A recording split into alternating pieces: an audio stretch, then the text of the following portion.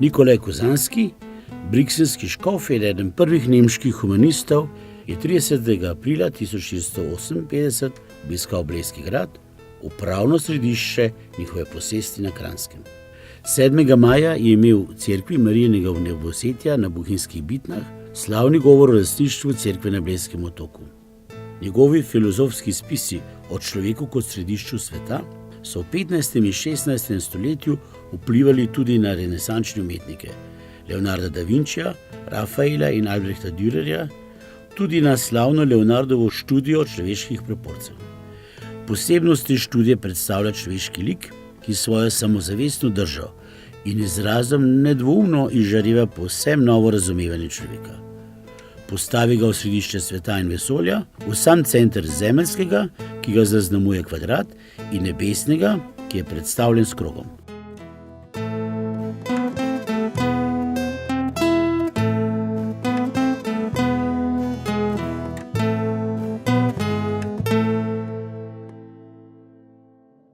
Papeštvo seveda je zelo pomembna inštitucija. Katoliška cerkev in njen poglavar sta seveda še danes zelo pomemben dejavnik v družbi. V 16. stoletju, v katerem se bomo mi danes gibali, pa je to seveda inštitucija, ki ima tako v italijanskih kot seveda tudi v širših razmerah absolutno zelo pomembno vlogo. In znotraj te inštitucije seveda medičejci najdejo, mi bi rekli, svojo tržno nišo. Namreč v obdobju manj kot 100 let, torej če smo čisto natančni, v obdobju približno 90 let se zvrstijo 4 papeži iz te družine. To je seveda rekord.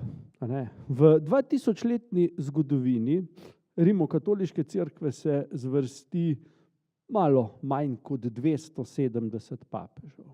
Redki so bili si med seboj v sorodu. Še bolj redke so bile družine, ki jih lahko imenujemo papeške družine. Torej družine, ki so dale 2 ali več papežev.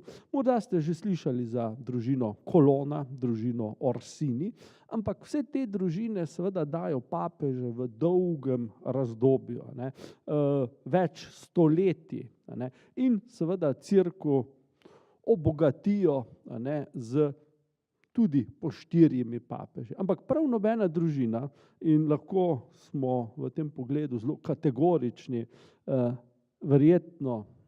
verjetnost, da bi se kaj takega ponovilo, je minimalna. Torej prav nobena družina ni pa v tako kratkem času dala 4 papeže, ki so vsi po vrsti zelo zanimivi gospodje. Zanimivi predvsem zaradi tega, ker je njihovo delovanje seveda, bomo rekli, tako zelo bipolarno. Namreč nekaj ne smemo pozabiti, to smo že seveda nekajkrat omenili. Torej, medičejc je bil najprej medičejc, potem pa vse ostalo. In ne glede na to, da na njihovi glavi seveda počiva ta slovita 3-delna krona papežev, da so bili seveda na vrhu, na najvišji točki cerkvene in posvetne hierarhije v tedanji Evropi, da je pred njih pokleknil tudi cesar, je seveda medičejc tudi kot papež bil predvsem medičejc.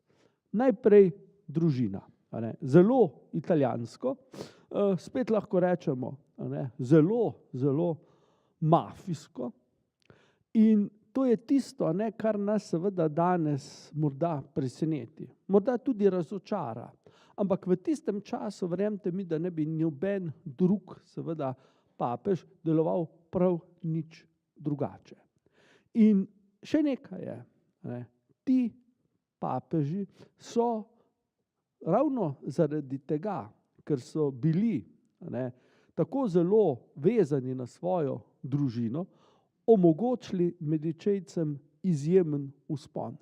Namreč, mi se bomo za trenutek vrnili na konec našega zadnjega predavanja in se spomnili, pravzaprav, kaj se je z Medičejci zgodilo v začetku 16. stoletja. Še enkrat imamo pred seboj to sliko, ta izsek iz Ghirlandajeve freske in lahko vidimo te 3 sinove Lorenza Veličastnega, tukaj Piera, potem Giovannija in najmlajšega Giuliana. Spomnite se, Piero umre 1502. Rekli smo Piero ali pa Peter nesrečni, utopi se v reki, pokopljajo ga na samostanu Monte Cassino. Za seboj pusti sina, ki je potem zadnji legitimni predstavnik medičejske vladarske hiše. Mlajši Giovanni bo junak naše današnje zgodbe. Eden najbolj usodnih ljudi v zgodovini človeštva je postal. Ne hote, ampak prav nič ga seveda ni težilo to breme odgovornosti, ki ga je prevzel nase in seveda z tega vidika zagrešil nekaj napak, ki še danes seveda odmevajo v našem vsakdanjem življenju. In v končni fazi Giuliano, mi smo zadnjič to lepo zgodbo o njem pa v Mona Lisi povedali, ki seveda tudi umre brez legitimnih potomcev in tako seveda imamo v začetku 16. stoletja seveda zelo čudno situacijo. Medičejci so na begu in tista edina karta, na katero seveda družina zdaj stavi, je seveda Giovanni de Medici, kardinal Giovanni de Medici. Glejte, Giovanni je bil, če smemo tako reči, zelo bister človek. Izredno učen, izredno razgledan in seveda lahko bi rekli, da podeduje to medičejsko prebrisanost. Bil je v prvi vrsti politik, potem je bil mecen in nato šele mož cerkve. Zdaj, mi ga lahko imenujemo takega pravega, klasičnega, renesančnega papeža. Torej papeža, pri katerem seveda ne gre se ozirati na moralo, ker ne samo, da jo lahko pišemo z malo začetnico, lahko jo mirno pozabimo v vokabularju, ko govorimo o tem papežu. Namreč res morala pri njemu ni igrala prav nobene vloge. Bil pa je sijajen politik, sijajen za svojo družino in lahko rečemo naravnost katastrofa za cerkev. Torej gre za papeža, ki seveda doseže svoj položaj ne toliko po lastni izbiri, pač pa seveda zaradi svojega predhodnika. Veste, tukaj imamo slovito fresko, ki jo naslika Rafael v tedanjem papeškem stanovanju, tako imenovanih Rafaelovih stancah. Gre za prizor, ki govori o božjem posredovanju. Torej 4 freske so v tej sobi in vsaka freska govori o božjem posredovanju v korist cerkve. In kaj lahko vidimo tukaj? Tukaj lahko vidimo seveda svetega Petra in Pavla, kako prideta na pomoč papežu. Leon I je to, ki zaustavi kralja Atilo, torej slovitega hunskega vladarja, ki vdre v Italijo in seveda ima en sam namen opleniti Rim. Leon gre na sever do mesta Mantove in tam seveda zaustavi kralja Atilo, ki se potem obrne, gre domov na današnjo Madžarsko in tam umre. Zdaj, na tej freski imamo 2 zanimivosti. Najprej Rafael dogodek postavi v Rim, namreč tule zadaj imamo Kolosej, ki ga vsi dobro poznate.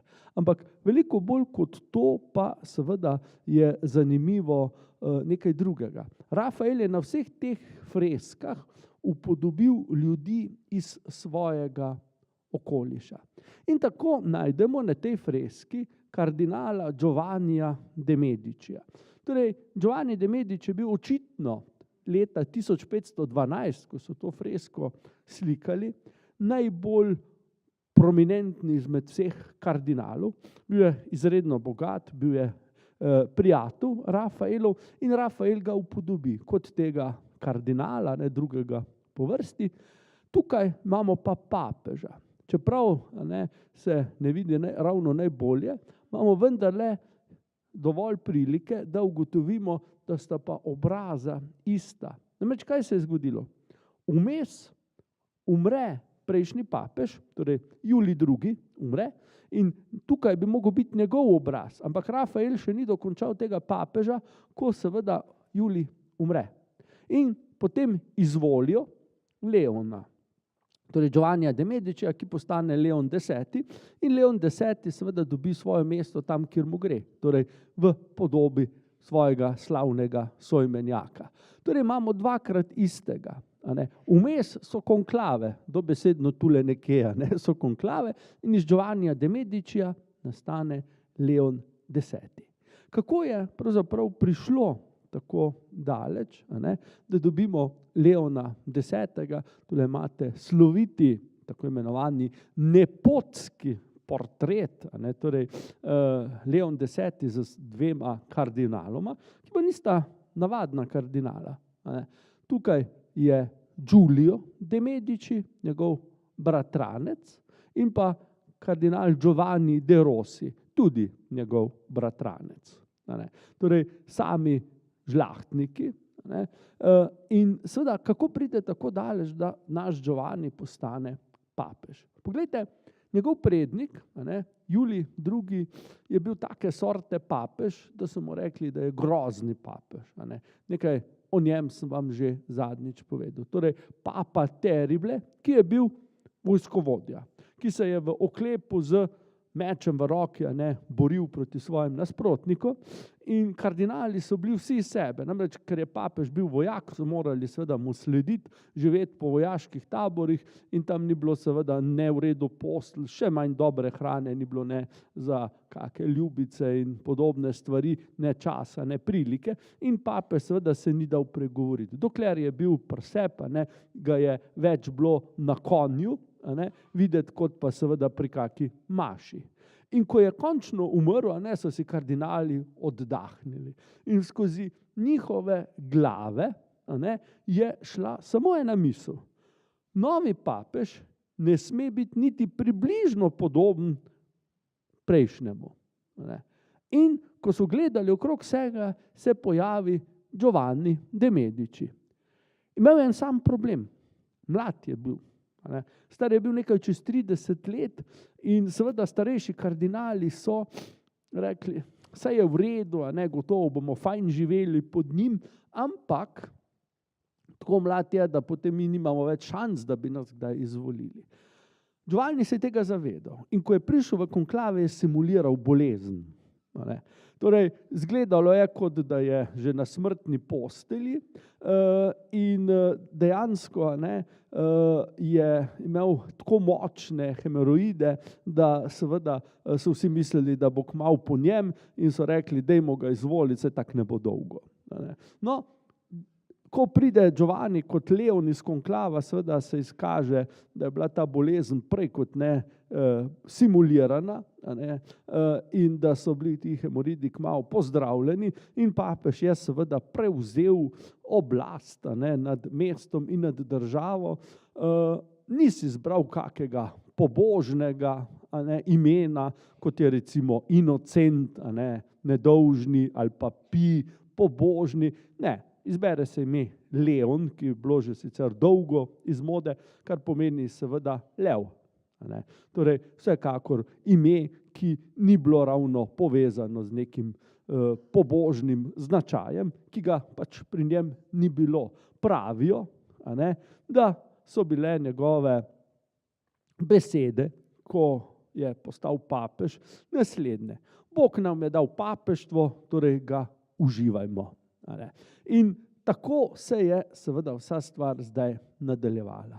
papež je takoj k sebi poklical svoje žlahtnike, poklical je Rafaela, in mu rekel seveda, nadaljuj z vsem delom, Rafael je dobil nešteta naročila in Leon je seveda z veseljem gledal, kako se Vatikan spreminja v eno samcato zakladnico. Tukajle pa seveda imamo en motiv, eno sliko, ki nam kaže obleganje Firenc. Namreč Firence so bile zdaj republika, spet enkrat, in Leon pošle seveda Florentincem pismo in jim seveda namigne, da ne bi bilo slabo, če bi se seveda vrnili pod medičejsko oblast. Ker Florentinci seveda niso hoteli o tem nič slišati, Leon naredi dvoje. Najprej jih kot papež seveda izobči, to je bila, bom rekel, eno tako cerkveno, duhovno orožje, boste rekli, no ja, pa kaj, Ampak to ni bilo tako nepomembno. Namreč veste, kaj pomeni, da je bilo eno mesto izobčeno? Ne, da niso smeli več maž brati, seveda tudi to, ampak nekaterih praktičnih stvari več niso mogli. Torej niso mogli ali pa niso smeli otrok krščevati, niso se mogli poročati, niso mogli dati umirajočih v poslednje olje in predvsem niso smeli po krščanskem obredju nikogar pokopati. To so pa že seveda velike težave in seveda duhovniki niso smeli spovedovati in tako naprej. Torej, to je seveda bilo nekaj, kar je tedanje ljudi zelo prizadelo. Ampak seveda papež je bil, bomo rekli, ziheraš in je seveda poslal še svojo vojsko, ki jo vodi njegov brat Giuliano in brez posebnih težav so medičejski zavezniki zasedli mesto in medičejska oblast se ponovno uveljavi. Brez nekega nasilja, namreč Giuliano, papežev brat, je bil zelo dober človek in medičejci uživajo nekaj mirnih let. Potem pa, ko umre, papež pošlje sem svojega bratranca, smo videli, torej kardinala Giulia, tukaj ga imamo, ki se izkaže za ravno tako dobrega upravitelja mesta. Torej, v tem desetletju, ki sledi, so medičejci v Firencah vladali bolj kot ne, seveda z vidika neke cerkvene ustanove, torej najprej imamo sicer tega Giuliana, ki je bil vojvoda, potem pa Giulia, ki je bil pa seveda kardinal, ampak ne razlikujete se. Oba dva skrbite za dobro mesta in meščanja, Florentinci so absolutno zadovoljni z to oblastjo. Zdaj se Leon seveda loti tega olepševalnega programa in na njegovo željo Rafael poslika še nekaj prostorov v papeškem stanovanju in najbolj zanimiv prostor je ta, iz katerega bomo zdaj nekaj odlomkov videli. Namreč Rafael, da bi seveda počastil svojega naročnika, poslika stene tega prostora z freskami, ki prikazujejo dela slavnih papežev, ki imajo isto ime kot aktualni papež. Torej, to so različni Leoni. Predstavljajte si, če je naš Giovanni Medičejski 10. Leon, jih je bilo pred njim še 9. In zaradi tega je to zelo zanimivo, kar se naredi. Poglejte, recimo tukaj imamo prizor požara v Borgu. Borgo je predmestje Vatikana. Če ste kaj hodili na trg Svetega Petra, ste nanj prišli lahko skozi Borgo, oziroma drugače ne morete, razen če pridete ven iz Vatikana na trg. In v tem Borgu naj bi izbruhnil en požar, kot ga tule vidimo, in papež Leon IV, tule piše, je seveda z blagoslovom ta požar pogasil. Torej gre za papeški čudež in seveda obraz Leona IV je obraz našega Giovannija de Medičija. Rafael je tu seveda na tej freski dve zanimivosti naredil. Na eni strani imamo tega mišičastega moškega, ki nam kaže, kako zelo je Rafael občudoval Michelangela, njegovo Sikstinsko kapelo, tu nam pa da en tak značilen antičen motiv, torej Enej nosi svojega očeta iz goreče Troje. Torej tu vidimo, kako se ta humanizem antičen pomeša z nekim kvazi zgodovinskim dogodkom, in seveda v visoki renesansi, to je čas visoke renesanse, je bilo to zelo, zelo moderno in jasno. Ljudje so bili navdušeni, ko so te freske gledali. Tukaj lahko vidimo Leona III., ki prisega, da ni bil krivoverec, spet seveda obraz Leona X., potem imamo Leona IV., spet seveda obraz Giovannija de Medicija, ki prisustvuje zmagi nad saracenskimi pirati pred Ostijo, torej Saraceni, muslimani so vdrli v Italijo in ogrožali sam Rim, in potem seveda najslavnejša, najpomembnejša freska Karl Veliki je okronan strani Leona III. Spet imamo Giovannija de Medicija, Karlov obraz, oziroma za Karla je pa obraz posodil francoski kralj Franc I. Torej, gre za freske, ki so na eni strani seveda omaž vladajočemu papežu, na drugi strani pa izražajo seveda nek politični program. Torej, Leon si želi seveda pokazati, da je papeštvo spet tako močno, kot je bilo v srednjem veku, ko pred papežem seveda kličijo tudi cesarji, kot je tukaj Karl Veliki. Glejte, vse to seveda ima tudi svojo ceno. Tu lahko vidite eno fresko, Vasario, ena slika v mestni hiši v Firencah, v dvorani Leona X. Vidimo Leona na prestolu, kako imenuje nove kardinale. Zakaj je tu šlo? Tu gre za pomemben dogodek. Kljub temu, da je bil Leon razsipen, da so kardinali živeli košankoli tako dobro, proti njemu pride do zarote. Zarote, ki je bila seveda zelo jasna, torej želeli so Leona usmrtiti. Podkupili so njegovega zdravnika, da bi ga zastrupil, pa ta seveda pove Leonu, na kar ta seveda da zapreti približno 20 kardinalov, takrat je bilo to polovica vseh, in jih da usmrtiti. In potem imenuje naenkrat 20 novih, ki so bili vsi seveda prijatelji Medičejcev. Torej Leon se pokaže kot krut in pa seveda zelo odločen politik, ki mu ni bilo težko, tudi bomo rekli svoje sodelavce žrtvovati, če je to seveda njegova varnost in pa seveda njegova politika zahtevala. Torej tukaj imamo Leona v ta isti palači v Firencah, torej Palazzo della Signoria, kot neomajnega gospodarja, vidimo sedi na prestolu z roko dvignjeno v blagoslov in seveda gre za kip, ki je postavljen tako zelo dominantno v tem sicer zelo, zelo velikem prostoru. Ampak ne samo v Rimu, tudi drugje so seveda nastopili proti Leonu. In tisti seveda, ki si je največ upal in posledično tudi največ dosegel, je bil tale gospod. Vsi ga poznate, Martin Luther. Torej, Leonova politika je tista, ki seveda sproži reformacijo. Nezadovoljstvo z cerkvijo seveda je bilo izjemno.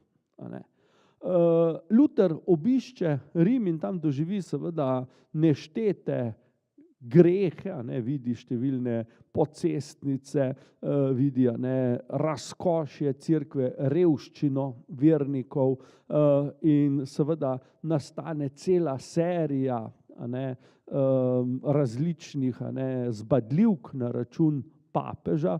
Najbolj slavna je seveda tista, to je na Lutherovem zelniku zraslo, ko so skušali spreobrniti Juda in so mu razlagali, koliko seveda je Sveto pismo prav, pa kako se judovske knjige motijo, ampak ta Jud seveda je z svojim razumom, z svojim razmišljanjem ovrgel vse te teološke argumente in na koncu seveda niso več vedeli, kaj narediti ti krščanski veljaki in eden pride na idejo, pošljimo ga v Rim. So rekli drugi, pa ne v Rim, saj veste, kako je v Rimu. Pa reče, tisti, pa dajmo ga še v Rim poslati. In Juda pošljejo v Rim in pride nazaj Jud spreobrnjen, kristjan. In so rekli, pa kaj te je pa v Rimu prepričalo? Je rekel, veste, inštitucija, ki lahko preživi s tolikimi grehi, kot je vaša cerkev, je lahko samo Božje delo. In seveda Jud postane kristjan. Torej Rim ga z svojimi grehi prepriča v to. To je bila seveda zbadljivka, mi bi rekli ena taka politična šala.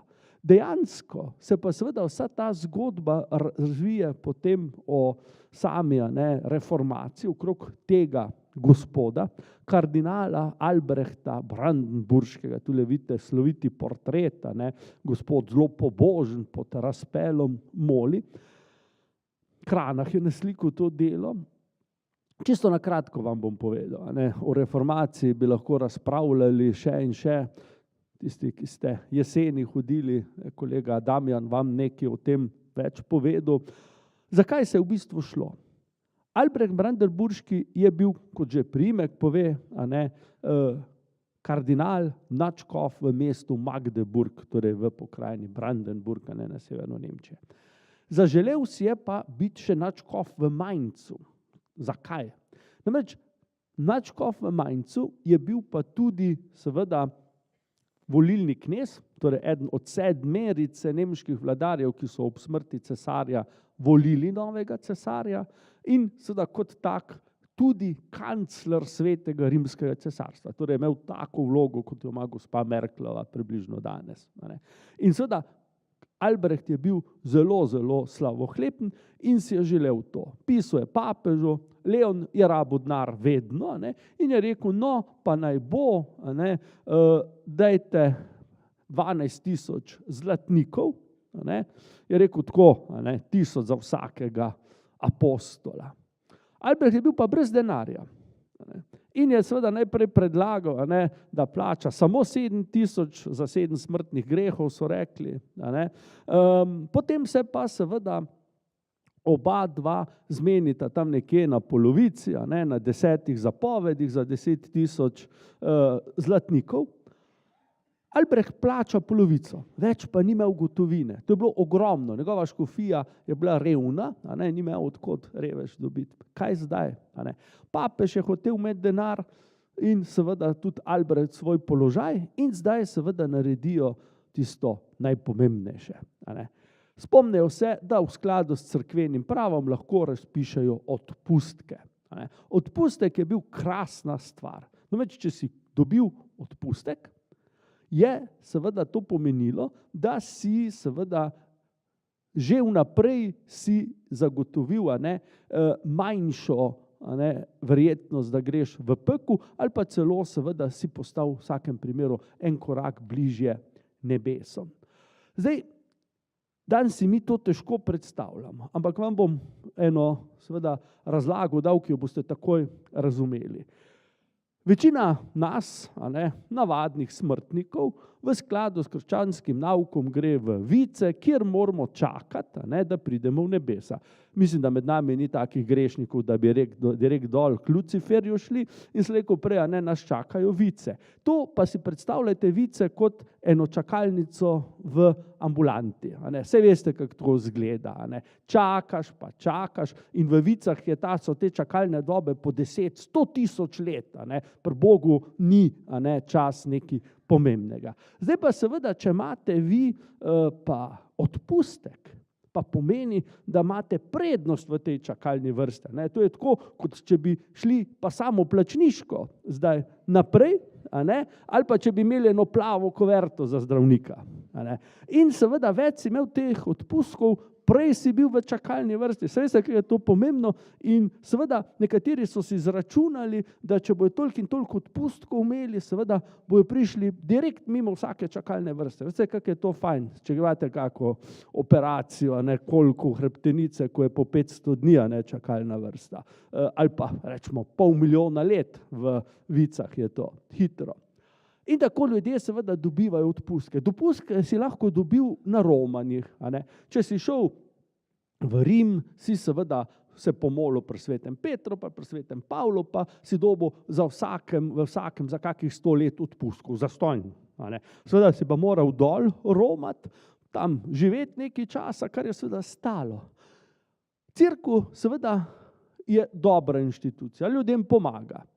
In seveda tako pridejo duhovniki med ljudi in seveda tudi v Nemčijo pridejo in tam jasno, potem prodajajo odpustke, nekaj je bilo treba plačati. In ti si lahko kupil odpustke, cerkev je bila vendarle od nekdaj zelo tako pozitivno marketinško usmerjena, si lahko seveda kupil odpustke zase, za svojo ženo, svoje otroke, celo za otroke, ki se še rodili niso. In tudi tiste, ki so že pokojni bili, za stare starše, prastarše in vsaka je seveda si želel, da bi svojim ljubim, tako pokojnim kot seveda tistim, ki se še rodili niso, skrajšal te čakalne vrste. Saj vemo, kakve so. In jasno gre za seveda zadevo, ki jo cerkev s pridoma izrabi. In zdaj seveda se papež, kardinal Brandenburški, zmenita, da bosta to seveda uredila. Papež je razpisal odpustke, zdaj pa ker ne papež, ne seveda kardinal Brandenburški si nista hotela v rok mazati z denarjem, čeprav velja, da denar ne smrdi, so v zgodbo vključili še tretjo stranko. To so bili pa Fugari, največji bankirji v tedanji Evropi.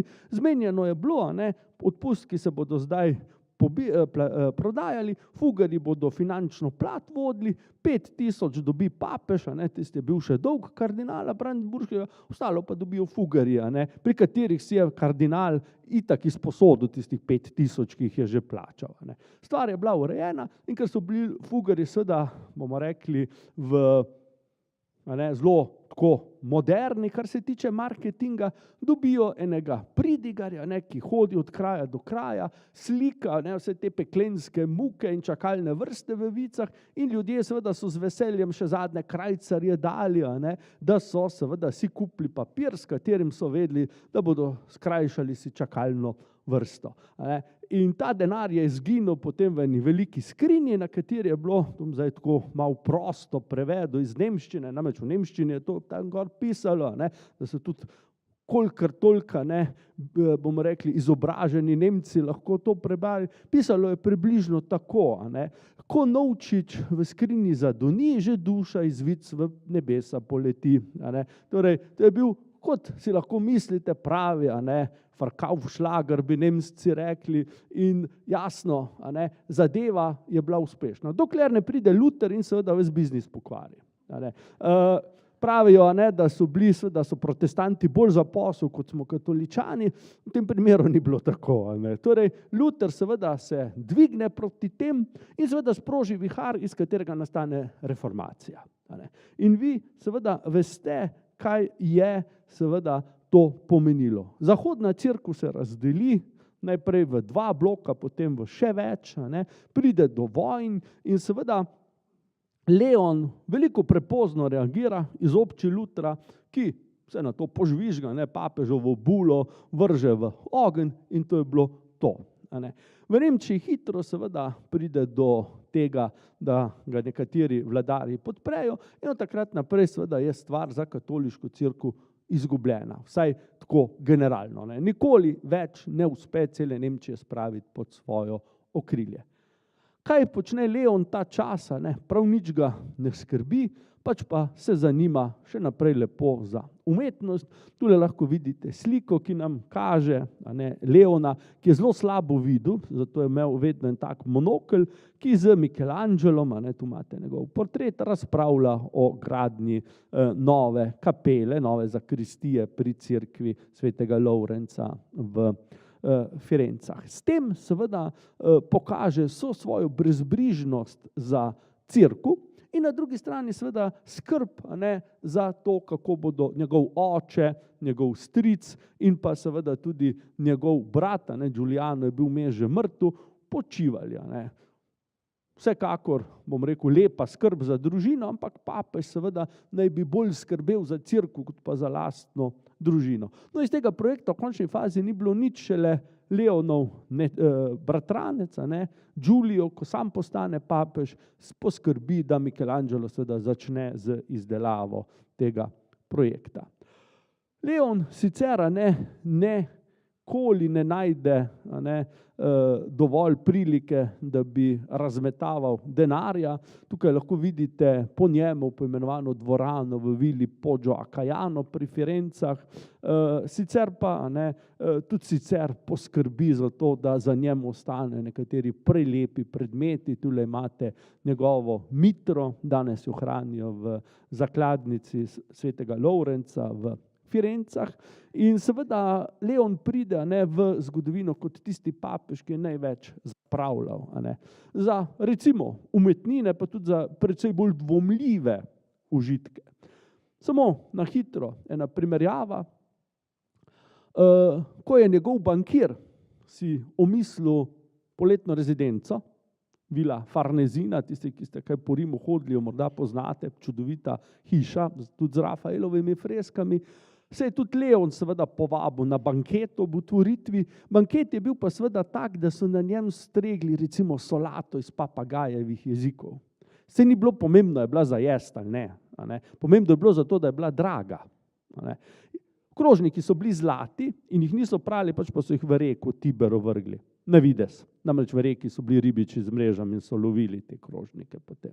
Ampak vendarle, razkošje brez primere, na drugi strani pa cirkus seveda se opoteka pod plazom kritik, papež pa ne stori nič.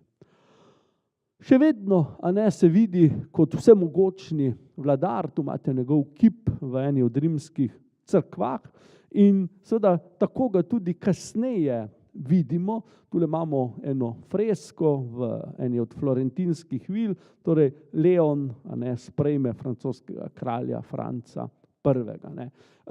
In jasno, seveda, če gledamo vse skupaj, tule imamo njegov nagrobnik potem v Rimu, je Leon vendarle, ko je umrl je pa leta 1521, zelo mlad, na prestolu je bil dobrih 8 let, vendarle dosegel, bom rekel, ogromen uspeh kot podpornik umetnikov. Medičejci so bili spet na oblasti v Firencah, Luther je bil še na begu, Italija je bila še kolikor toliko svobodna, ampak seveda Leon je vzpodbudil neke sile, ki so seveda zdaj rastle in kot bomo videli kmalu Italijo tudi uničile.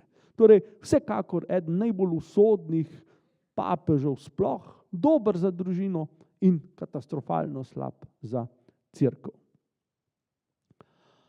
Ko Leon umre, seveda je bila cerkvena blagajna prazna. Tako prazna je bilo, da tako malo je bilo denarja v Vatikanu, da niti sveč niso mogli kupiti, da bi ob papeževi krsti gorele. Pa si lahko mislite, kako zelo boga je bila blagajna v tem času. Izvolijo za kardinali potem seveda nekega, mi bi rekli, nek sanacijski odbor, na čelu z enim pobožnim Nizozemcem, ki je seveda hitro vzbudil grozo, ker je bil pač pošten, skromen. In ko ta po nekaj letih umre, pride novi medičejc, Klemen VII. Torej, drugi po vrsti, gospod, ki ga poznamo. Tukaj je upodobljen, kdo je bil ta Giulio de Medici. Bratranec Giovannija, sin tistega Giuliana, ki so ga umorili v zaroti Pacijev. In seveda, kaj sploh dela tule? Namreč, Giulio je bil nezakonski sin. Kot tak seveda ni mogel dedovati nobenega premoženja, še manj pa je lahko postal cerkven dostojanstvenik. Niti škof ne bi smel biti, ampak njegov bratranec je bil papež in ga je seveda po hitrem postopku naredil za legitimnega in za kardinala. In potem je bila seveda pot odprta do najvišjega položaja. Kot smo rekli, ko Leon umre, dobimo tegale gospoda, Hadriana VI. Morda ste pred leti o njem kaj več slišali, namreč to je bil zadnji italijanski papež pred Vojtilo, pred Janezom Pavlom II. In kot ga vidite, poglejte, kakšna razlika med Leonom tule v razkošju in pa tem človekom v črnem, skromnem, kot kak trgovec, z tem znakom memento mori. In Rimljanom se je zagabil do konca. Nekaj morate seveda si predstavljati. Cerkev, ki je razmetavala z denarjem, je bila to, kar so si Rimljani želeli. Vsi so imeli od tega koristi. Ne samo umetniki, pač pa seveda tudi kuharji, kmetje, izdelovalci nosilnic, izdelovalci oblek, da ne govorimo o prostitutkah in podobnem. Zdaj pa dobimo poštenega, vzdržnega in predvsem šparovnega papeža. Čista katastrofa. In kaj se zgodi? Ko umre, seveda Rimljani navalijo na hišo njegovega zdravnika in ga nosijo po rokah, ker so mislili, da je zastrupil papeža. Revež ni imel nobene zasluge za to, in je potem zbežal iz mesta. Ampak Rimljani so bili tako veseli, da so bili pripravljeni temu zdravniku spomenik postaviti, čeprav ni bil čisto nič zaslužen za to, da je Hadrian umrl po samo 2 letih papeževanja. Pravijo, da mu je srce počlo od vseh teh grehov, ki jih je v Rimu našel. In tako kot pred Leonovim papeževanjem so rekli kardinali spet, niti slučajno ne takega. Naj bo še en Medičejc, bomo lušno živeli in tako seveda dobimo Klemena VII. Tukaj imamo njegov zgodnji portret, poudarim, da je brez brade, namreč v tem času je bila navada, da so bili moški brez brade, tudi kardinali. Torej, ta, bomo rekli, golota obraza je bila nekaj, kar je bilo v modi in pri Klemenu to lahko vidimo. Kakšen je bil Klemen v primerjavi z svojim bratrancem? Je bil boljši ali je bil slabši? Glejte, mi bi lahko rekli spet, z vidika družine je bil izjemen, genijalen. Toliko kot je ta naredil za vzpon Medičejcev, toliko ni nihče drug naredil. Hkrati je pa zaradi njegove zgrešene politike cerkev padla tako globoko, kot še nikoli prej. Torej, imamo spet 2 zelo različni plati iste medalje, ampak nad vsem tem, kot krona, je pa seveda dejstvo, da je bil Klemen izjemen mecen.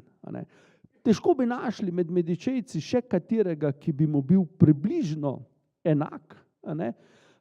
In njemu gre seveda zasluga za to, da je Michelangelo ustvaril nekatere največje umetnine, ki jih vsi dobro poznate in jih bomo tudi tule omenili. Glejte, ko je seveda Klemen postal papež, je nadaljeval z stilom vladanja, ki ga seveda njegov bratranec uvede. Klemen je bil osebno precej bolj moralna osebnost. Mi bomo sicer potem omenili, da je imel enega nezakonskega sina, ampak v tistem času v Rimu je bila to pač malenkost. Če pogledamo Leona, ki je imel brez števila ljubic in ljubčkov, je bil ta papež izredno pošten, vsaj na tem področju. Tudi ni tako zelo razsipaval z denarjem, mi bi rekli, da je bil bolj previden kot njegov bratranec. Na vseh področjih, razen na političnem. In to je vodilo v katastrofo. V tem obdobju nastane ta sijajna freska v eni od soban papeževega stanovanja, tako imenovani Konstantinovi dvorani, in tukaj lahko vidimo papeža, Klemena, seveda z Klemenovo obrazom. Dejansko je to papež Silvester, ki krsti Konstantina Velikega, katerega obraz je obraz francoskega kralja Franca. Torej gre za seveda izjemno pomemben trenutek v cerkvi, in seveda tukaj se pojavi podoba Klemena VII kot tega že skoraj bajaslovnega papeža iz 4. stoletja. Seveda razmere v Evropi v tem času so bile daleč od tega, da bi seveda Klemen deloval lahko kot nek vladar, nad vsemi ostalimi.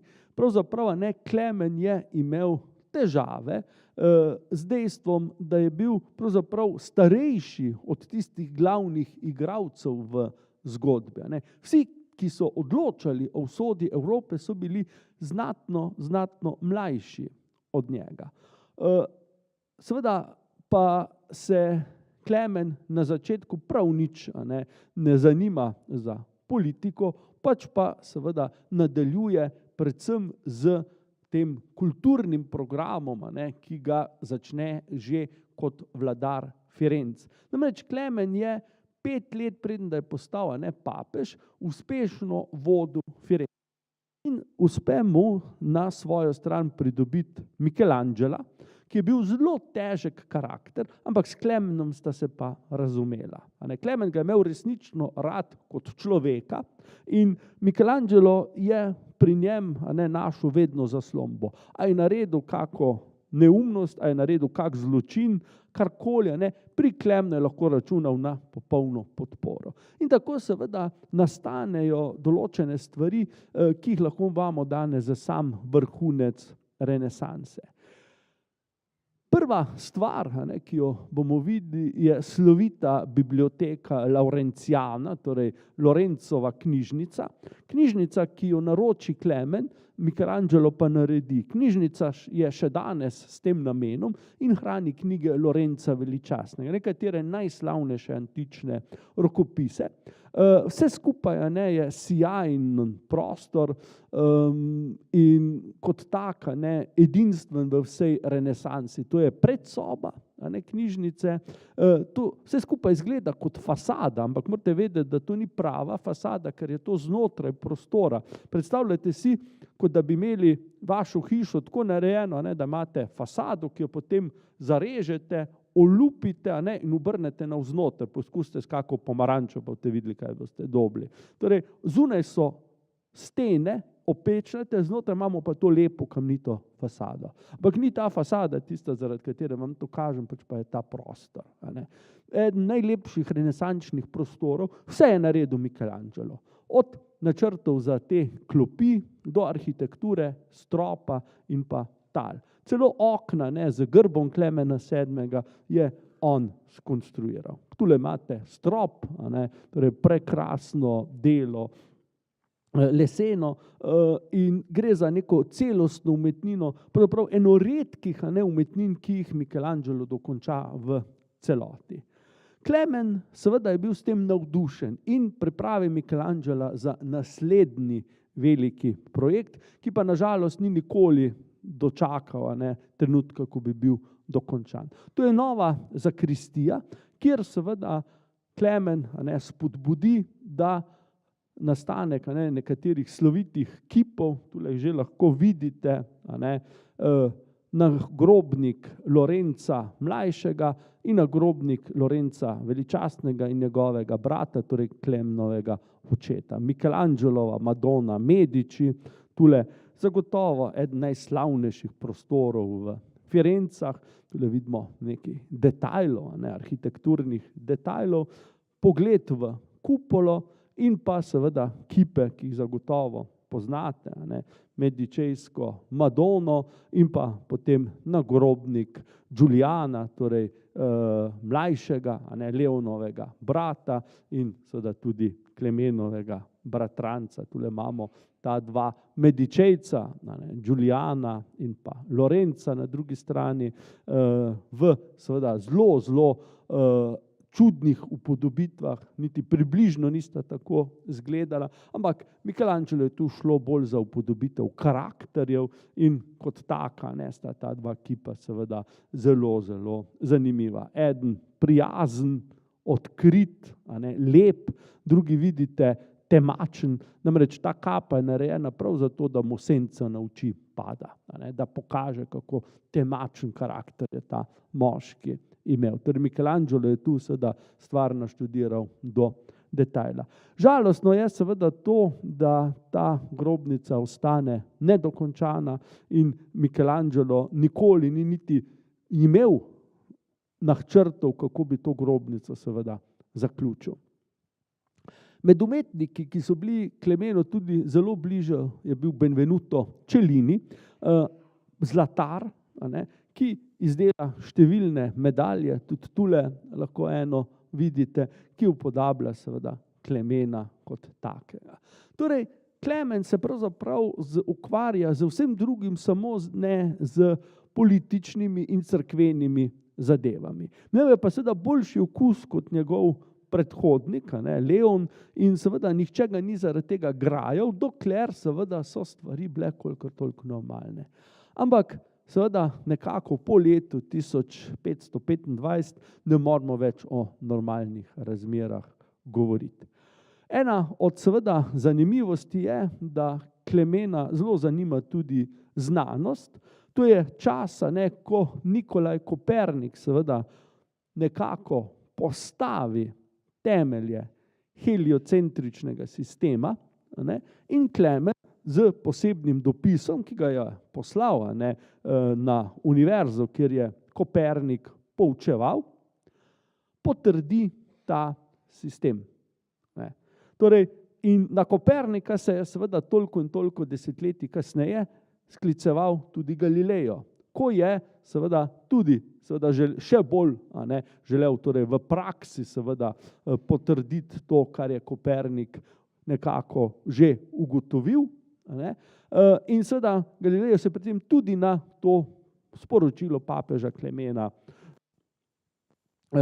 navezuje. No, vemo, da se pri Galileju bolj slabo konča, verjemite pa, da bi se še slabše, če ne bi bilo Medičejcev, ki so ga vsaj pred Grmado rešili. Še ena zanimivost, Bandinellijev Laokont, torej kopija slavnega antičnega kipa, ki ga je Klemen imel v svoji lasti v Vatikanu in ga naredi kopijo in pošlje v Firence, še danes je ta kip v Uficih. No, in pogled v Klemenovo zasebnost, to je pa njegova kopalnica v Vatikanu, še danes je ohranjena. Vidimo, da ni bila slaba, lepo poslikana s freskami, toplo vodo je imel, torej je kar tako komot živel. Ampak seveda tudi to ni mu bilo usojeno, da bi živel v tem lepem stanovanju, ne vem kako dolgo. Torej, sile, ki se zarotijo proti Klemenu, so bile odločujoče v tedanji Evropi. Evropa čaka na veliki spopad. Na eni strani Francija, prva nacionalna država, ki jo vodi Franc I, zelo smel, zelo tak razborit vladar.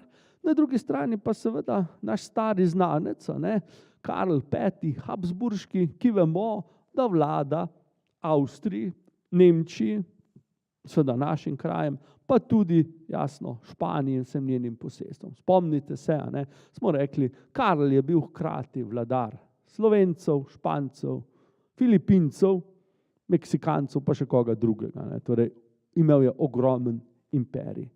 In ta dva gospoda, ki sta bila oba mnogo mlajša od Klemena, sta bila tista, ki zdaj seveda nekako odločata o usodi, ne samo papeža in cerkve, pač pa predvsem cele Italije. In kaj se zgodi?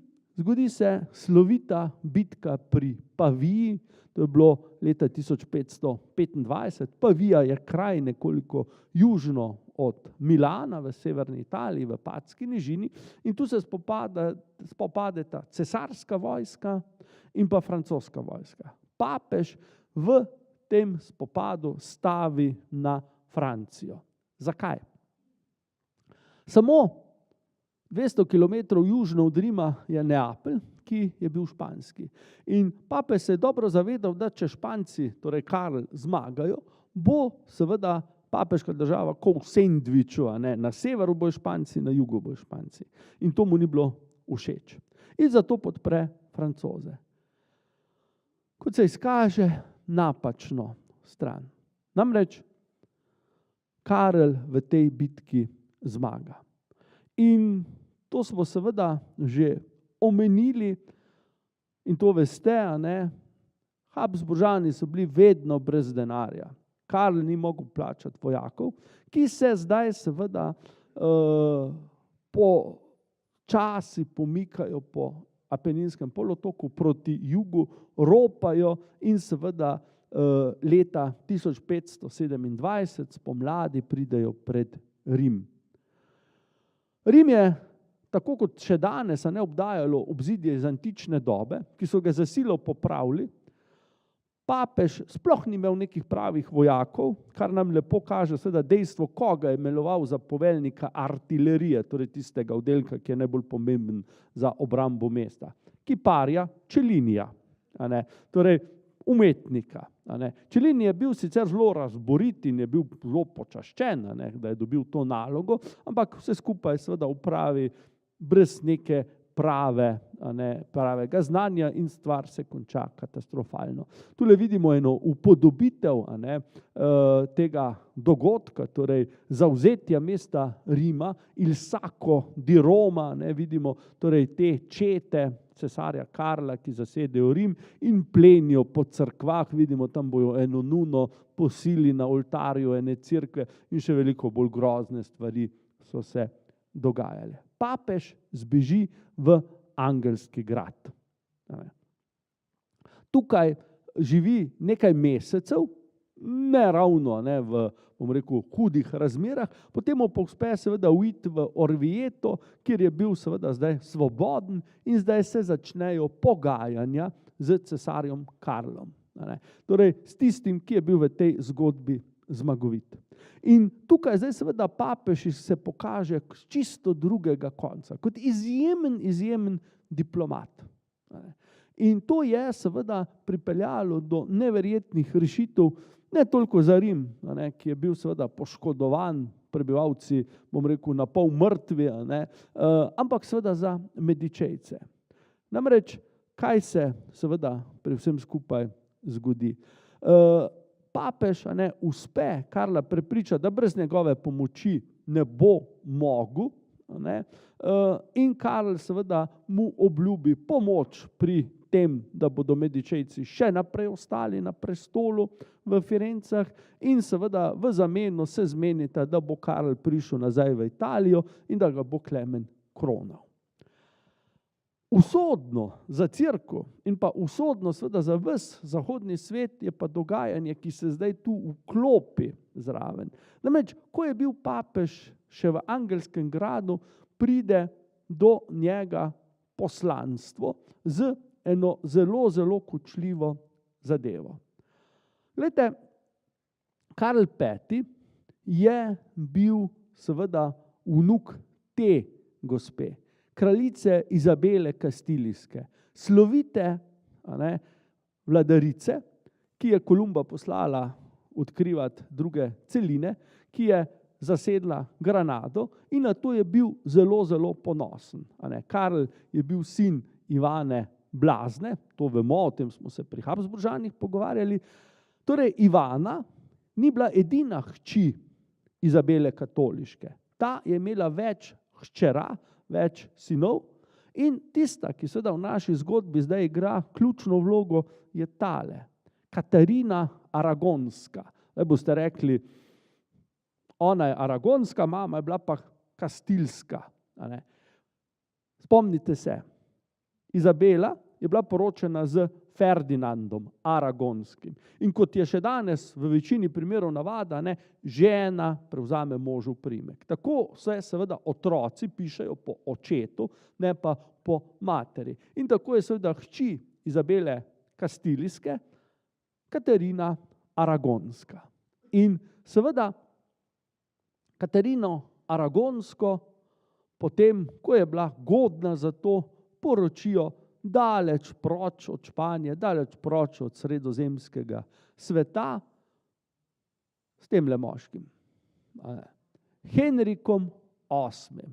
Ko imate sloviti Holbeinov portret, ki ga danes v Rimu hranijo v palači Barberinijev, in kot dobro veste, se Henrik odloči na eni točki, da se bo od Katarine ločil. In ko to ni uspel, ne tako, ne drugače, je zato zaprosil papeža. Papež je edini, ki seveda lahko ne loči zakonca, pač pa razveljavi zakon.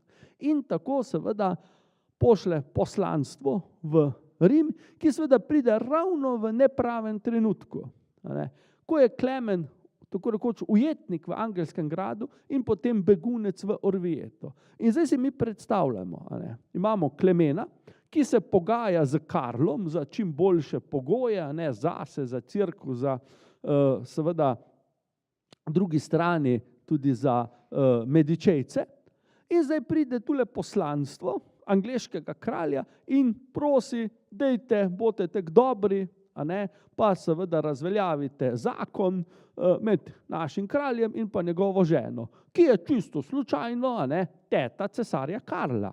Kako mislite, da bo Karl, ki je Klemna za vrat držal, reagiral? Klemen seveda je bil marsikaj neumen, pa ni bil in je seveda Angležem po hitrem postopku razložil, da to pa ne bo šlo, da je Katarina nedolžna ko Marijina solza in seveda, da je absolutno na njeni strani. Drugače seveda ni mogel ravnati. Zdaj, če smo tukaj tako nepristranski, se moramo seveda z Klemenom strinjati. Namreč, kot moralna avtoriteta je absolutno moral Katarino podpreti, ker je bila seveda resnično nedolžna v vsej zgodbi. Če pa seveda gledamo na papeža kot politika, in Klemen je predvsem to bil, je pa seveda absolutno mogel tako ravnati, ne glede na posledice, ker je seveda bil veliko bolj odvisen od Habsburžana Karla, smo rekli nečaka angleške kraljice, in pa kot pa od seveda angleškega kralja. Mi vemo, kaj se zgodi. Henrik Besen seveda se razglasi za poglavarja angleške cerkve, ta se loči od Rima in dobimo anglikansko cerkev. Morda v tistem trenutku seveda to ni bil tak hud dogodek, ampak ker mi vemo, da se Anglija v naslednjih stoletjih razširi v enega največjih imperijev vseh časov in da se ta oblika krščanstva prenese v Kanado, v Ameriko, v Indijo, Avstralijo, Novo Zelandijo, pa v Afrike, seveda, da ne pozabimo, potem si seveda lahko mislimo, da če bi Anglija bila katoliška, bi seveda ves praktično krščanski svet bil danes katoliški. Torej, se lahko vprašamo, kaj je bilo, a je Klemen ravnal prav ali ne. V tistem trenutku seveda je absolutno pravilno ravnal, kar seveda bodo dogodki, ki sledijo, lepo pokazali. Tukaj imate fresko, danes je v županovi pisarni, v florentinski mestni hiši, lahko vidite Firence, tukaj, obdane z obzidjem in pa vojsko cesarja Karla, ki oblega Firence. Kaj se je zgodilo? Ko je papeževa oblast v Rimu padla, so Florentinci rekli, konc je z Medičejci, in seveda organizirajo republiko nazaj.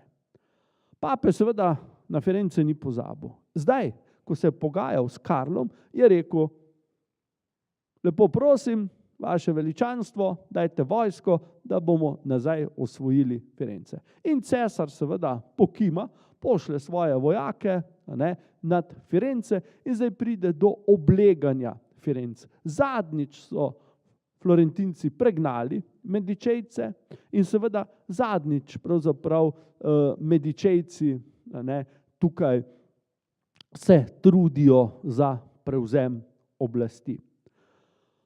Papež je seveda absolutno si želel prevzeti nazaj oblast in to z vsemi sredstvi. In mesto seveda v končni fazi pade.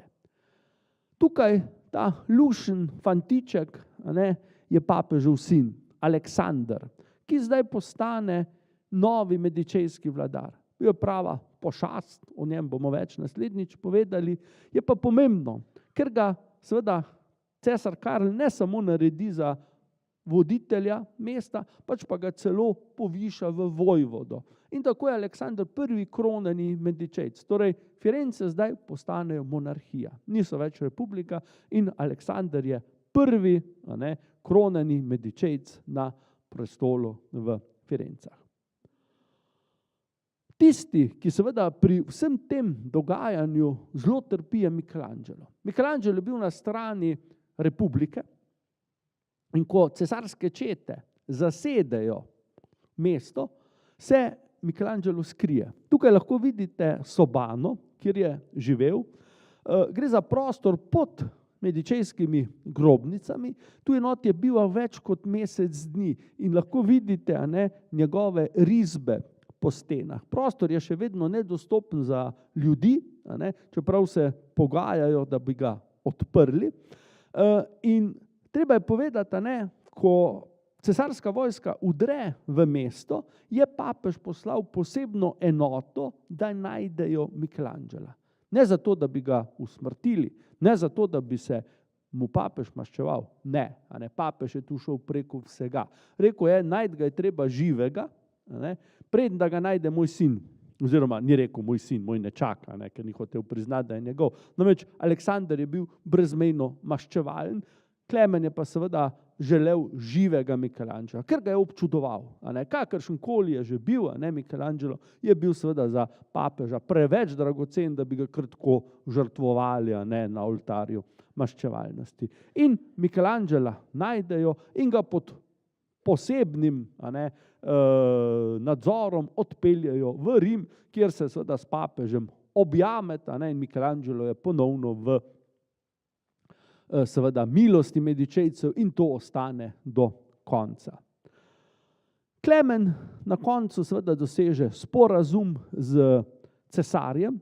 Tukaj ga vidimo na eni sjajni freski, ki jo Vasari naslika pri kosilu v samostanu svetega Gregorja v Bologni, kjer pride seveda do najpomembnejšega trenutka njegove vlade.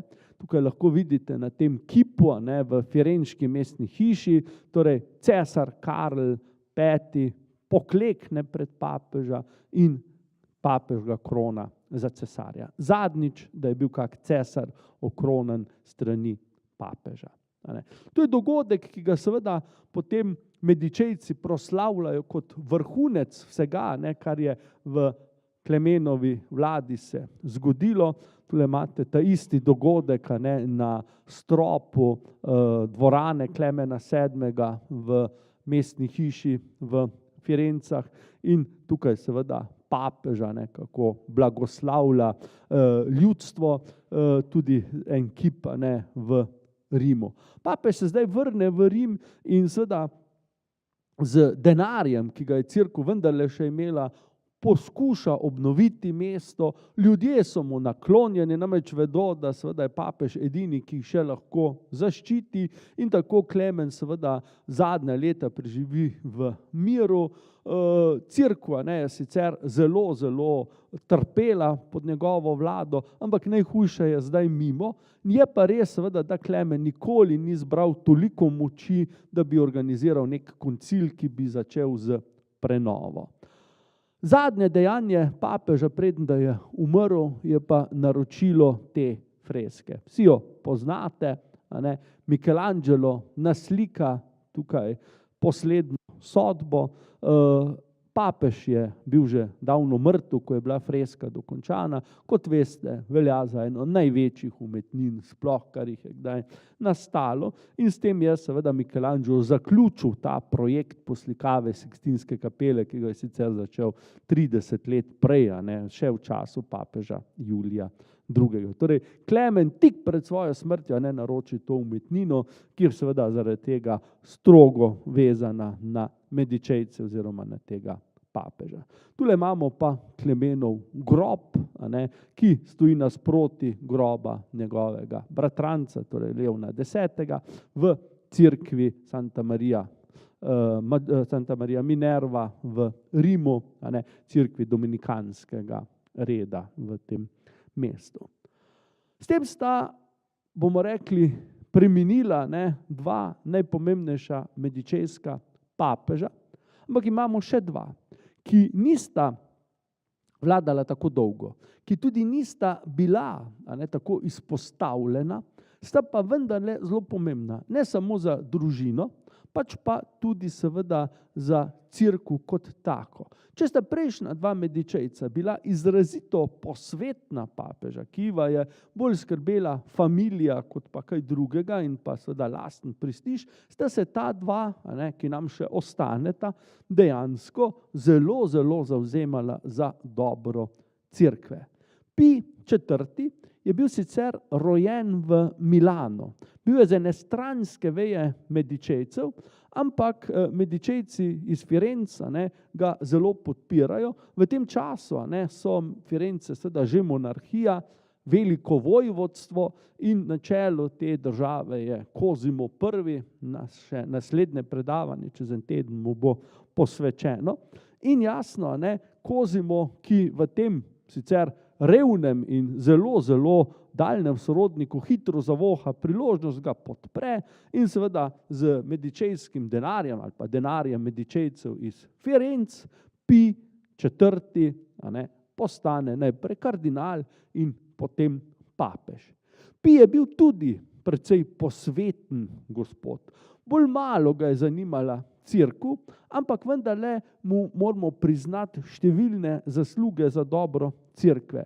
Še posebej seveda razne obnove, tukaj lahko vidite dva njegova grba, v Rimu, tale levi je v cerkvi Santa Maria in Trastevere, ta je pa v Lateranski baziliki in vidimo seveda, da z veseljem uporablja ta medičejski grb, ki mu je tudi bil seveda dovoljen strani Medičejcev iz Firence, strani Kozima I.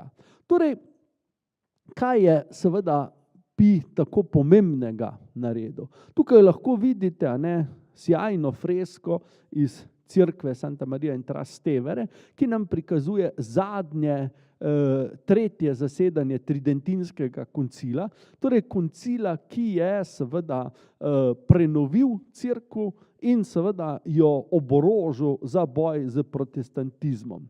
Zdaj, mi govorimo na podlagi seveda pomena, ki ga ima protestantizem za Slovence, o protireformaciji. Dejansko moramo govoriti o katoliški reformaciji, ki seveda ima za enega od ciljev tudi premagati protestantizem. Dejansko pa seveda se cerkev z pomočjo tega koncilja očisti. Zanimivo, da je Pij IV. Živel precej posvetno življenje. Rad je imel naravo, rad je jahal, hodil na lov, ni bil ravno nek pobožen človek, ampak je imel pa izjemen talent za izbiranje raznih sodelavcev in to so bili pa dobesedno svetniki pri živem telesu, že na tej strani, že za življenja so bili znani kot sveti, pobožni možje in seveda z njimi je okrepil cerkev in to je seveda njegova glavna zasluga. Glejte, tukaj imamo njegov kip v tridentinski stolnici, sicer pa tukaj lahko vidimo še eno fresko, ki nam prikazuje papeža na prestolu, kako seveda izdaja zaključne dokumente tega koncila. Torej, ta koncil seveda številne zelo dobre stvari sklene z vidika cerkve, zapove, da morajo škofi živeti v svojih škofijah, da morajo paziti na denar, nobenih ljubic več, nobenih ljubčkov, vse to zdaj odpade in seveda zahteva čim bolj tesno sodelovanje z nižjim klerom, da morajo iti škofi med navadne ljudi, jih poslušati in to je in skrbeti seveda ne samo za duše, pač pa tudi za telesa svojih podložnikov. Torej, cerkev se mora približati ljudstvu. Zdaj, ta zmagoslavna cerkev seveda se pokaže tudi na nek drug način. Namreč ravno Pij je za svojo dejavnostjo tisti, ki sproži pomemben razvoj v umetnosti. Namreč ravno v tem času lahko govorimo o rojstvu baroka, kot tistega stila, ki potem proslavi cerkveno prenovo in ki ga na novo ustanovljeni redovi, kot so seveda prvi vrsti jezuiti, potem ponesejo preko meja Evrope, v Južno Ameriko, v Azijo, vse tja do Kitajske. Torej, Pi je seveda tudi zaslužen za to misionarsko dejavnost. Pri nas seveda je to čas Primoža Trubarja. Trubarja, ki seveda je v obdobju, ko na papeškem prestolu sedi Pi IV., že zelo, zelo uveljavljen avtor, izdal je že abecednik, katekizem in še nekatera druga dela. Trubar seveda velja za najpomembnejšega med našimi protestanti in v tem trenutku že ima tudi ta sloves. Je pa ravno v tem obdobju, ko vlada Pi IV., Trubar izdal eno silo pomembno knjigo, to je tale, Cerkovna ordnunga. Torej, gre za pravzaprav navodila, ki pravijo, kako mora biti cerkev organizirana. Zakaj je ta knjiga tako pomembna? Zaradi tega, ker je seveda Trubar na nek način seveda deloval usporedno z Tridentinskim koncilom. Spomnite se, mi smo prevideli tisto fresko, kako papež potrjuje zadnje te dokumente koncila, in povedal sem vam, kaj vse ti dokumenti vsebujejo, predvsem v odnosu cerkvenih dostojanstvenikov do morale in pa tudi do vernikov. Nekaj podobnega zapiše tudi Trubar v tem delu. In zanimivo je, da je ta knjiga bila natisnjena prvotno v 200 izvodih, potem so jo še ponatisnili, in katoliška cerkev je pravzaprav dolgo ni preganjala, zaradi tega, ker je pravzaprav mislila, da gre bolj kot ne za prevod teh papeževih določb. Šele kasneje so ugotovili, da to ni tako, da gre vendarle za nekaj protestantskega, in potem seveda ta knjiga, še posebej ta knjiga, doživi zelo, zelo žalostno usodo. Torej, večina teh knjig je končala na Grmadi. Do pred 5 leti je veljalo, da obstaja samo en izvod še. Ta izvod, ki ga tule vidimo in ki ga, taka je pač ironija, hranijo v Vatikanu. Namreč v Vatikanu so zbrani vsi primerki krivoverske literature, tudi naše knjige. In tudi ta knjiga. Mislim pa, da so leta 17 ali 16 v Nemčiji, v Meiningenu odkrili še en izvod, ki ni tako dobro ohranjen, mislim, da njih 6 strani manjka, in ga imajo danes tam v knjižnici. Torej, 2 izvoda od več kot 200 sta se ohranila, nažalost noben ni na naših tleh. Je pa ta knjiga, bom rekel, bila pred nekaj leti posojena iz Vatikana k nam na razstavo, in seveda je bilo takrat prvič po ne vem koliko stoletjih, da je bila ta knjiga spet na naših tleh. Torej, gre seveda za čas, ko se pri nas tudi marsikaj zanimivega dogaja. Ne sicer strogo povezano z Medičejci ali pa z njihovimi papeži, v vsakem primeru pa, bom rekel, zelo pomembno za nas. Glejte, Pi IV. Je človek, ki ga zanima znanost, ki ga zanima umetnost. Tule vidimo eno zelo lepo medaljo. Vidimo, da izgleda tak dobrodušen mož. Bil je zelo ljudski človek. Treba je povedati, da se je rad sprehajal po mestu, se pogovarjal z ljudmi, nobeden mu ni bil prenizko, da se ne bi z njim pogovarjal. Je pa rad dobro živel, to je pa druga stvar. V vatikanskih vrtovih si uredi to lepo vilo, kjer je večino časa preživel. Danes je v tej zgradbi sedež Papeške akademije znanosti in umetnosti. Torej gre za vilo Pija IV. In s tem seveda Pi pokaže pač svojo naravo, ki je bila bolj blizu nekega posvetnega gospoda, ampak vendarle je bil moralno gledano seveda boljši od večine svojih predhodnikov. Torej ni znano, da bi imel nekaka ljubezenska razmerja, tudi ni ne vem kako veliko trošil, in seveda za spremembo naredi tudi kaj dobrega za cerkev. Zdaj, ob njem moramo omeniti 2 njegova pomočnika, ki sta izrazito pomembna. To je sveti Karl Boromejski, njegov bratranec, ki je bil v tem času milanski škof in ki kmalu zatem, potem ko umre, postane svetnik. Eden najpomembnejših ljudi proti reformacije, znan po tem dolgem nosu, torej gre za svetnika, ki ga vedno prepoznamo, potem se je pa izkazal seveda kot zelo dober človek, namreč v tem času je v Milanu, kjer je bil nadškof, izbruhnila kuga, vso plemstvo je zbežalo, kardinala, Boromejski pa ostane v mestu, skrbi za reveže, skrbi za obolele in seveda pri prebivalstvu si zasluži že tedaj svetništvo in takoj, ko umre, steče postopek in ga razglasijo za svetnika. Danes je pokopan v milanski stolnici in je eden od zaščitnikov mesta.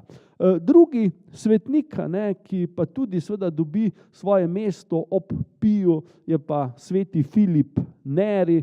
Tule imamo eno sliko iz tega obdobja. Gre za človeka, ki je pa živel v Rimu, ustanovi meniški red oratorijancev, ki je seveda skrbel za to, da so bile maše zelo prijetne, veliko glasbe, zanimive pridige in ko umre, ga razglasijo za svetnika, ki je zavetnik smeha, veselja in takih šaljivih stvari. Torej, vidimo, da so bili ljudje, ki so obdajali papeža, zelo dobri, zelo dobro misleči in ki so znali tudi v praksi te dobre stvari nekako udejaniti. In z tega zornega kota seveda je to zelo pozitivno papeževanje. Kot medičejc je seveda Pi skrbel tudi za umetnost, kako drugače. Tule imamo ena od vrat v rimskem obzidju, ki nastanejo. Vrata so zadnje delo Michelangela. Michelangelo je bil takrat že starček, bližal se je 90 letom in njegov zadnji arhitekturni projekt so tale vrata. Pi še dočaka to, potem pa umre. Tule vidimo upodobitev njegove smrti, ob njem imamo Karla Boromejskega, ki je prišel v Rim, da bi bil ob smrti svojega sorodnika. Pija pa pokoplje potem v tej cerkvi, to je cerkev Santa Maria degli Angeli, v grobu, tule zadaj, ki ga zasnuje Michelangelo. To je pa zadnje Michelangelovo kiparsko delo. Michelangelo umre nekaj dni po papeževi smrti in seveda bomo videli naslednjo predavanje, kako zanimivo je bilo njegovo, narekovaju, življenje po smrti, torej Michelangelovo posmrtno življenje. Zdaj moramo čakati pa še nekaj let, da dobimo zadnjega medičejca, Leona XI. Leon XI je tudi iz ene stranske veje medičejcev, vsekakor zelo zanimiv človek, ki ima pa seveda enega najbolj zanimivih rekordov v cerkvi, namreč vladal je najkrajši čas, 33 dni. Samo 33 dni je bil papež, ampak vendarle moramo ga uvrstiti med najpomembnejše cerkvene dostojanstvenike tega časa, med ključne cerkvene dostojanstvenike. Pa ne zaradi tega, kar je delal kot papež, pač pa kar je naredil prej kot diplomat in kardinal. Tukaj vidite nagrobni spomenik tega papeža, čudovito delo, ki ga naredi baročni kipar Algardi v baziliki svetega Petra v Vatikanu je. In seveda tukaj lahko vidimo tudi njegov grb v Firencah, to je na zdajšnji škofijski palači. Kasnejši Leon je bil tudi florentinski nadškof, predvsem pa je bil diplomat, kot sem že rekel.